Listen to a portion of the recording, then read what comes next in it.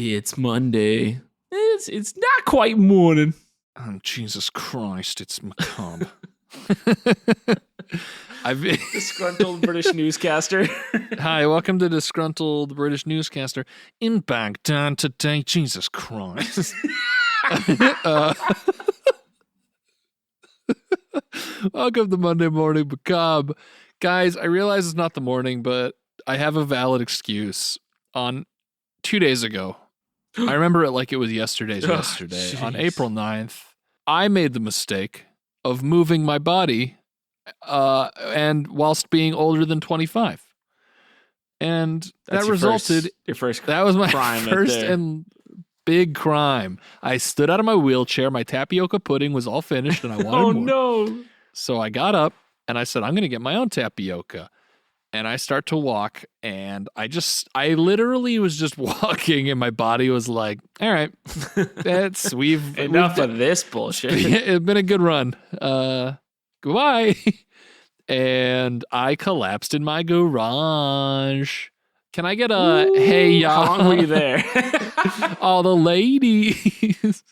Were you stuck in the garage for like a while? Yeah, but my life alert helped me out, so we're all good. No, Jenny was right next to me. I just yeet, and she's like, what are you doing? And I was like, you should have skirted. Yeah, exactly. I yeeted when I should have zagged, and Jenny was like, what are you doing? And I was like, this is just me now. I am forever stuck down here. Turtle turned upside down. So I don't know what, I guess I pulled something or did something to my back, but I was immobile. And today is the first day where I can kind of move, but it was also the first day of my new jab. So swerving. I missed the last couple of days to record with Little Sconey and the Scones Town players. And I gotta tell you, the whole truth was pretty sad. Everyone was pretty bummed. But don't worry, you can see them on Carson later tonight. But I am here now and available. So we are getting... to it, just a little behind your regularly scheduled programming. So that's why new job, new back, new me. Think of it like when The Simpsons used to get moved back their Halloween special because of baseball playoffs. Yeah, it's March Madness soon. Or last month. It's almost next year's March Madness. Actually. It's April, dudes and dudettes. Welcome to Monday Morning Macabre, the show where me and Scones talk about spooky, scary stuff and do it whilst being disgruntled BBC newscasters. Jesus Christ. Oh, Jesus Christ. In Baghdad. In Baghdad. Jesus Christ was found in Baghdad. He's dead. His dead corpse. His dead corpse. Dead. That's a double. That's a double unnecessary. It's my new English phrase. It's a big double dead. Mm-hmm. The Billsbury, the Dims Dimmadome. Owner of the Dimsdale Dimmadome. Yeah, I think my brain cells are starting to go now. So, anyways, fellers and fellettes and fillets, we got a spicy McPoggers episode tonight. Ew. What's going on? I'm trying to be trendy. I'm trying to talk like the kids on the internet. Scones, I went to a therapist and I said, I'm youthful. And they showed me an image and they said, does this make you feel poggers or sag? And I said, sag.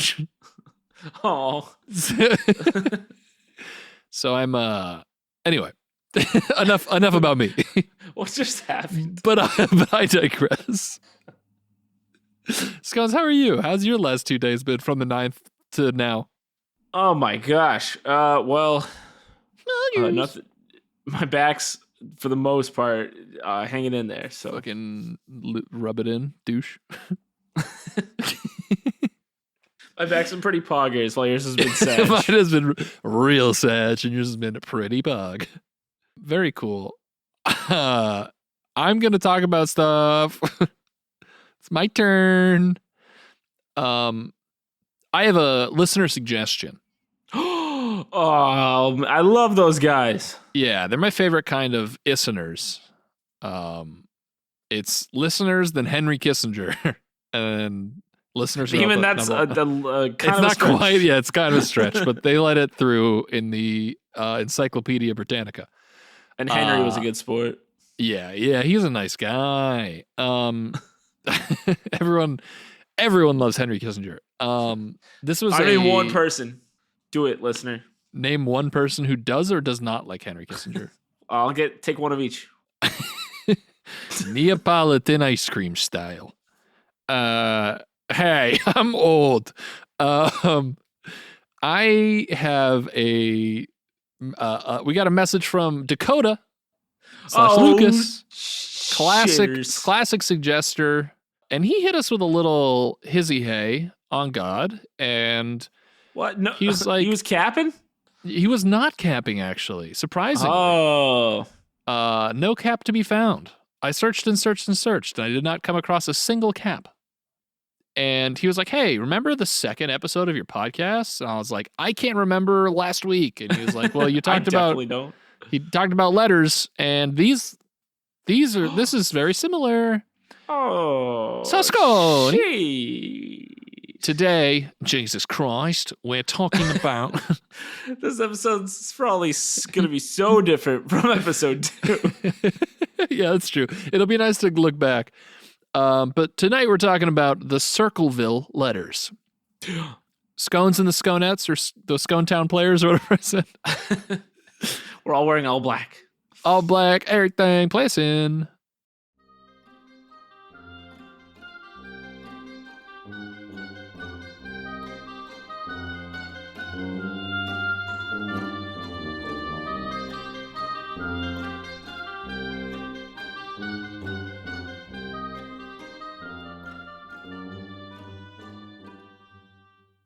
Scones, that guy you got on the harmonica is really doing a damn good job.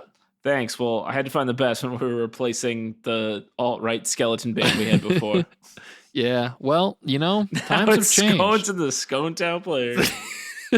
That's canon. That's canon, baby. Sconetown players are pog. Let's get to the nitty-gritty spooky wookie, Sconey. So we got a mental floss article. Yeah, hell yes. I went to the dentist last week, and they said, and this is a true story, they said, in a few days, your back's going to be fucked. And I said, is this because I didn't floss? Really? No, that would be crazy, though. I would be like, you shouldn't be a tooth person. You should be a back person. You should be reading tarot cards. They say teeth are my love. Backs are my hobby. Oh, does the teeth of my love sound so gross? Teeth of my love. Sconetown players, write that down. So this is a mental floss article titled Unknown Sender, The Mystery of the Circleville Letters by Jake Rossin on December 10th, 2020. Let us begin. I want the Who Wants to Be a Millionaire lights and sound cue now. And then it's got like that tense music where it's like, Mary Gillispie had seen enough. Did she see A, a tiny baby boy? B, I'm just hammering the A button as hard as I can. Do you want to use any of your lifelines? Tiny baby boy. Mary Gillispie had seen enough. It was the afternoon of February 7th, 1983, and Gillispie, a school bus driver for the West Falls School District in Circleville, Ohio, had just dropped off one group of children and was headed to pick up another at Monroe Elementary School when she spotted the sign. It had been placed along her bus route at the intersection of Scioto Darby Road and 5 Points Pike. Gillispie parked the bus, exited, and approached the handwritten sign, which made an obscene remark about her young daughter, Tracy. Oh, I know. Yeah. Weird. Pretty weird. Not poggers to do that. We haven't talked about this, have we? Have we done a Circleville Letters episode? I don't know. Gillispie had been receiving such harassment for years, typically via letters in the mail, and she knew the sign was the work of the same anonymous perpetrator. She also, saw the sign? I have faith that Dakota also wouldn't have suggested it, if it was a repeat. So that's like a third source that we could be like, well, it's your fault. Okay, so this lady saw the sign. She opened up her eyes. She saw the sign. Sign, yep. Na na na na na na. That music video is weird. Guys, take a break from the podcast. Pause. Pause. Play the video. Come back. In the letters, the person had warned her that messages would be posted publicly. Gillispie, annoyed, picked up the sign in the peculiar post used to hold it, taking the entire setup back on the bus and going about her work. That evening, she inspected the sign more closely. She opened a small container on the post. Inside was a .25 caliber handgun. Soon, Gillispie would learn that the person who had spent years harassing her had intended for her to rip the sign down in anger, and when she did, the gun was rigged to go off. Bum, bum, bum. That's such a shitty trap. Yeah, this is like a shit Riddler. Shit Riddler's my new. That's my favorite golf player. It's my what's the not Cloodle? What's the name of the game where you get to make up the name in school? You know what I'm talking about? No. I don't know. Whatever. Remember Viva Kablam? No. You don't remember the action figures back in the 90s on Nickelodeon? Wait. Hold on. Viva Kablam, dude. I don't know why it came into my head just now. Do you remember this show? Are you Googling? Was it Kablam or Viva Kablam? Oh no, I think it was just Kablam. I think I added Viva. Viva Kablam sounds sick. No, okay, Kablam was the show I'm thinking of. Yeah, where they had like weird action Anyway, we are so off topic. Anyway, I think Viva La Bam is like a Bam Margera thing. Yeah. I combined that with Kabam. I know that one. Anyway, with a current population of around 14,000 people, Circleville, Ohio is not a place large enough to harbor many secrets. Roughly 25 miles south of Columbus, it's home to manufacturing companies, Ohio Christian University, and a water tower painted like a pumpkin. Sheesh. The town has a sense of neighborly intimacy. Oh, baby. Sheesh. A closeness that the Circleville letter writer made a target of scorn. In the summer of 1976, Mary Gillispie received a letter postmarked in Columbus that had no signature and no return address. It asserted that Mary was having an affair with the West Falls School District Superintendent, Gordon Massey, and warned her to stop. I know where you live, read one of the mornings. I've been observing your house and know you have children. This is no joke. Please take it serious. The more I read this, the more it does sound familiar. There is a solid chance we've talked about this. But you know what? This is like the director's cut where we talk about version. Yeah, this is Taylor's version where we talk about Viva Kablam. I hope it. Can you make the title of the actual podcast Taylor's version? Okay, I will. Done. Soon, her husband Ron began receiving letters too, demanding that he go to the school board with the information or risk being killed. Mary assured Ron the allegation was false. They decided to remain silent and hoped the letter writer stopped. But the person didn't. Within weeks, more threats arrived, this time cautioning that if Mary didn't end the affair, it would be disclosed on CB radio and billboard ads. Wow, those all sound really traceable. I was going to say, who placed the ad? We got them. Oh, I guess maybe they just mean they'll spray paint over an ad. That's possible. Maybe an ad for Kablam. Viva Kablam, baby. They add Viva to the beginning. Yep. At that point, the Gillespies decided to disclose the harassment to their family. They told Karen, Ron's sister, and her husband, Paul Freshour, an employee at a local Anheuser-Busch plant who was once a prison guard and had survived a harrowing 30-hour ordeal as a hostage when inmates briefly took over the Ohio State Penitentiary in August of 1968. Weird extra detail thrown in there about this guy. I like it. Speaking with the Freshours, Mary said that she had a suspect in mind, David Longberry, a bus driver who had once made a pass at her. Maybe, she thought, Longberry was feeling jilted and wanted to taunt her. It was agreed that Paul would write a letter to Longberry to demonstrate that Gillispie knew what he was doing and to stop immediately. For a little while, the letters stopped, and then the signs appeared. To their dismay, Mary and Ron Gillispie began seeing signs posted around town that made claims that Gordon Massey, the superintendent, was romantically involved with the Gillespie's 12-year-old daughter, Tracy. Ew. Yikers. Oh, it's like Karl Malone. Yeah, definitely. Reportedly, Ron drove around town early in the morning to tear the signs down before Tracy could see them. Good for you, Ron. Ronnie. Run, Ronnie, run. Ronnie from the three-point line. The harassment campaign no doubt angered Ron.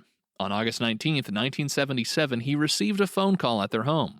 The caller declared he was observing the Gillespie house and that he knew what Ron's truck looked like. Ron, furious, told his family he thought he recognized the caller's voice and raced out the door with the intention of confronting him. He brought along a gun. Was it inside a sign? It shot a sign out of it. It's fucking deadly. Sign gun. Moments later, a shot was fired, but no perpetrator was hurt. Instead, it was Ron Gillespie who lay dead behind the wheel in his truck. No one else was in sight. Authorities. Shaka Khan. Shaka Khan. Authorities, including Pickaway County Sheriff Dwight Radcliffe, failed to find any bullet casing on the scene. Ron Gillespie had been drinking. His blood alcohol content was 0.16, twice the legal limit. Absent any hard evidence to the contrary, Radcliffe concluded that Ron had driven himself into a tree by accident. Oh, fuck! And just right off the road. Yeah. And then the tree was like, you hit me! Bang, bang, bang! Trees be wild these days. Steer clear of that tree neighborhood. Yeah. The relatives found that hard to accept, asserting that Ron wasn't known to be a heavy drinker. But police didn't seem convinced anyone else was to blame.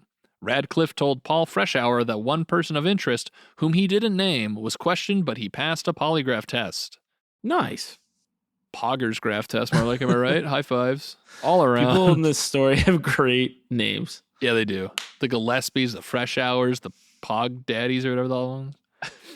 Whole gang. Yeah, the whole gang. Soon more letters began arriving, this time to other residents in and around Circleville that presented the idea Radcliffe was engaged in some kind of cover-up regarding Ron's death, and that Mary and Gordon Massey were responsible for killing him. Ron's death wasn't the only change in Mary's life. Paul and Karen Freshour were divorcing, and Mary allowed Karen to move into a trailer on Mary's property. At some point after Ron's death, Mary also admitted that she actually had an affair with Massey, but it had started after the letters began arriving, not before. Whoa. So that means, this means... Wait a minute. If you're over there... Then who's in the house? Oh, Phil, you haven't said anything so far this episode. Yeah, I've been busy. Understandable. Don't ask. Gotta get hot cars ready for summer, baby. Hot cars, you need some hot cars. I'm in the city.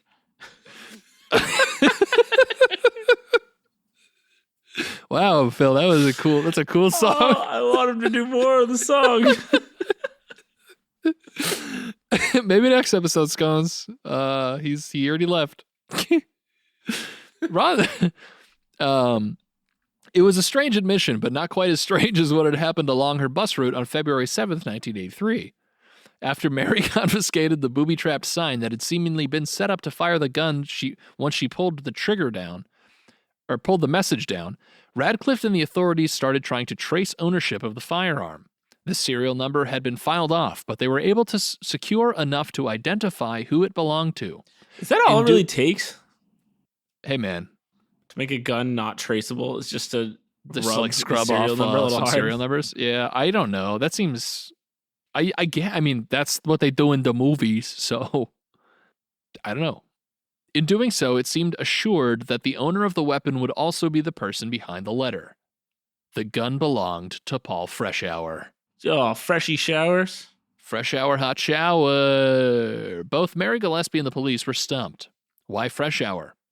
Throughout the investigation and on through his eventual criminal trial, no one could explain exactly what motivated Freshour to threaten his in-laws.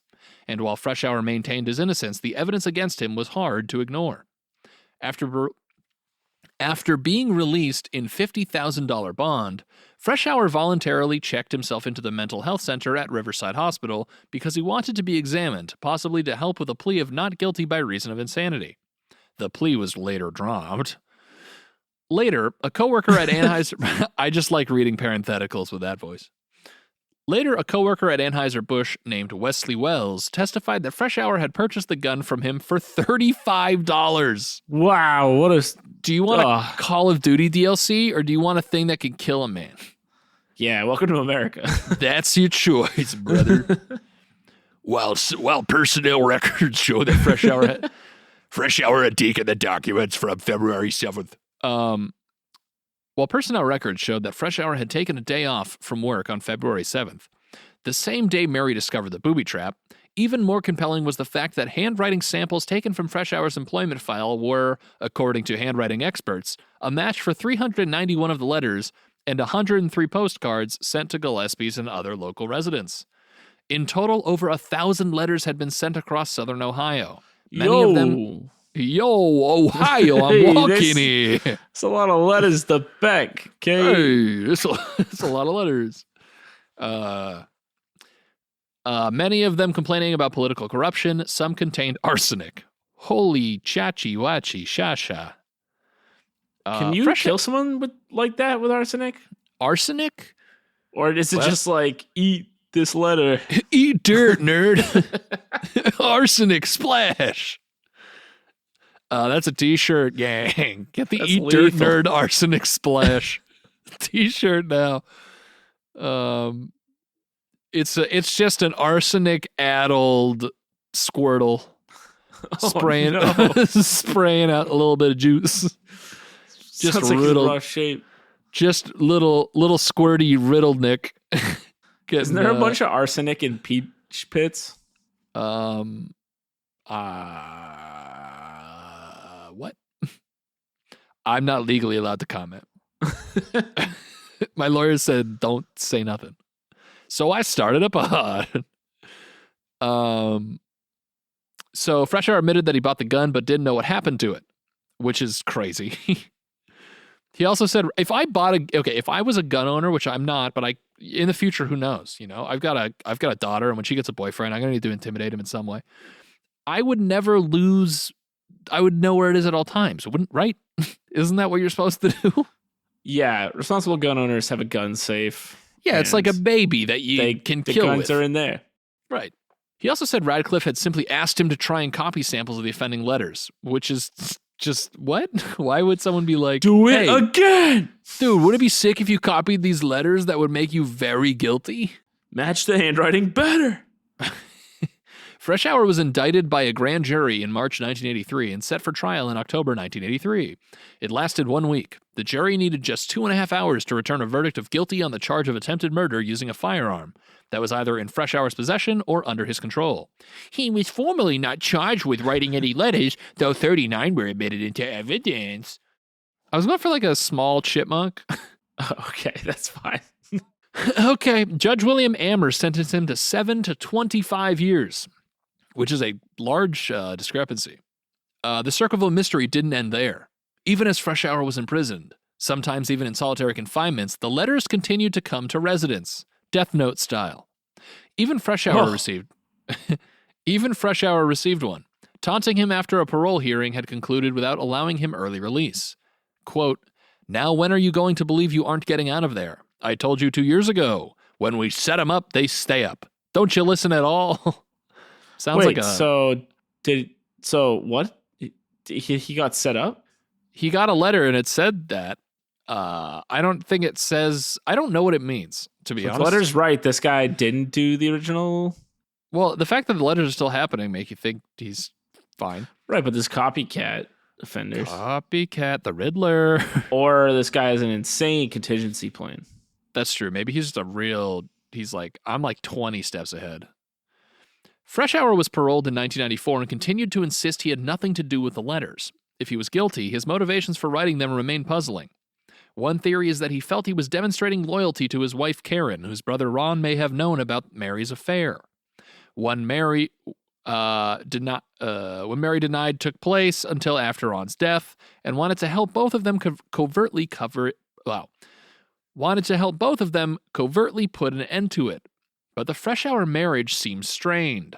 Divorce filings in Columbus included allegations made by Karen that Paul was physically abusive and prone to a violent temper.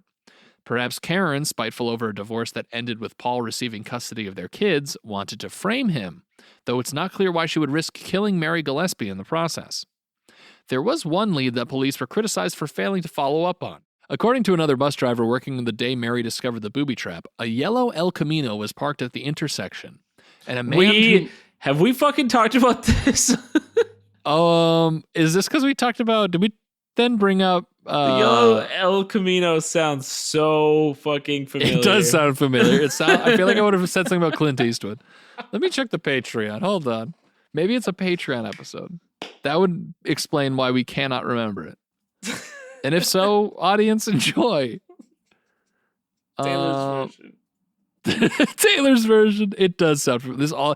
Either this was a recording we did not put out, or this is an episode we have definitely talked about. Part 2, the remix. Dude, I genuinely don't know. You know what it might be? We might have recorded this almost at the same time as the other letters, thinking it was possibly going to be one episode, but then the other letters went so long that we cut it. You might be right. So, gang, let us know if this has been talked about before, close. But I think you're right. Because we've definitely spoken about this, but I don't know if it was ever released. Anyway. So yellow El Camino was parked at the intersection, and a man who looked nothing like Fresh Hour was standing nearby, pretending to urinate. The man was never identified. Fresh Hour died in 2012. No new evidence has come to light in the Circleville letters case. If it was Fresh Hour, he certainly abandoned the practice once he received a prison sentence. If there were copycats or accomplices, they too stopped the letters as they dried up in the early 1990s. They just dried up? Yeah, they're like, oh, bye. Ew. That was the man pretending to urinate. In 2021, the CBS program 48 Hours asked former FBI profiler Mary Ellen O'Toole and forensic document expert Beverly East to examine the letters. O'Toole said she didn't think Fresh Hour was the culprit based on the impression she got of a controlling, vindictive letter writer, traits that Fresh Hour's relatives insist don't fit him. Ooh. But East pointed to the letter G, which resembles the number 6 in many of the Circleville letters, as well as Fresh Hour's own handwriting, a telling and perhaps incriminating detail. Oh, that'd be such a bummer. Yeah. East believes Fresh Hour wrote the letters. The show also identified Fresh Hour's fingerprints on some of the letters that were sent while he was in prison. A seeming contradiction no one seems able to explain. So, yeah, did he Right. How he do that? Mr. Fresh Hour, how you do it? I don't know. I don't know what to tell you. Yeah, me neither. Maybe he's got a twin. I don't know. Maybe it's one of those friggin' magician movies. As far as the police are concerned, what magician movies have twins? I don't want to talk about it. It's a spoiler. If you know, you know. 2005. I think I can only. What are magician movies? What are movies about magicians, baby? I got the whole there? collection. There's the Prestige. You nailed it. Now You See Me, and I think that's it. Now You See Me Too. Now You Don't. Is that a real movie? Well, there is Now You See Me Too. Was it good? See You Again. No, I didn't see it. I did not see Me Too. Anyway, as far as the police are concerned, the case remains closed. In a 1978 article that in the Dayton Daily News commemorating the 10th anniversary of the Ohio State Penitentiary riots, Fresh Hour was asked if he suffered any lingering emotional damage from being held captive. He claimed he didn't, though said people often asked if he had become an alcoholic, saw a psychiatrist, just out of nowhere, or had any lasting effects. There was nothing wrong with Paul Fresh Hour, nothing he could point out. I still have nightmares every once in a while, Fresh Hour said. I dream about what might have been and what was, but considering it all, I feel I am lucky that I am as well adjusted as I am, considering how close I came to death. And that, my dear boy, is the Circleville letters. Oh, Scooby-Dooby-Doo. So this is That our was- Taylor's version. If we've talked about this before, that it'd be like that. Sometimes I just feel like I didn't see it. But some of the things we talked about sound familiar, and I think it might have been a recording that we never actually put out. So instead, here you are. shit happens. Hey, SHITHAPPENS, baby. Spell that out. Put that in your pipe and spell it. You Well- bitch. Well, anyway, check out MondayMorningMacabre.com. Just kidding. Jesus Christ. Jesus Christ. Haka, someone in the city. That didn't even come out like him. Guys, check out MondayMorningMacabre.com, MMMacabre on Twitter, Monday Morning Macabre on Instagram, and do all the stuff. I'm going to lie down on a hard surface to help my back. I've been taking muscle relaxants all day, so I'm a little bit extra looperonied. Feeling loose. Viva Kablam. Go watch Viva Kablam. And if you're watching Nick at Night, keep it right. Have a good Monday. Goodbye. Boy.